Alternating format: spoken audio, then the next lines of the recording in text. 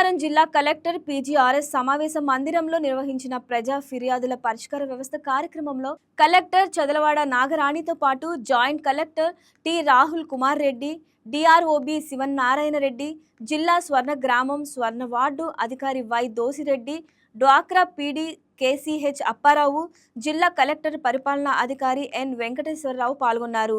జిల్లాలోని పలు ప్రాంతాల నుంచి వచ్చిన ప్రజల నుంచి అధికారులు ఫిర్యాదులు స్వీకరించారు. ఫిర్యాదుదారులు తమ సమస్యలను కలెక్టర్, జాయింట్ కలెక్టర్ మరియు ఇతర అధికారులకు నేరుగా వినిపించారు. ఈ సందర్భంగా కలెక్టర్ మాట్లాడుతూ ప్రతి ఫిర్యాదును సంబంధిత అధికారులు క్షుణ్ణంగా పరిశీలించి త్వరితగతిన పరిష్కారం చూపాలని ఆదేశించారు. భూ సంబంధిత సమస్యలు, కొత్త వికలాంగ, వితంతు పెన్షన్లు, గృహ నిర్మాణం, ఇల్లు మంజూరు, సీనియర్ సిటిజన్ల సమస్యలు, ఆరోగ్య అంశాలకు సంబంధించిన వివిధ ఫిర్యాదులు వచ్చినట్లు తెలిపారు.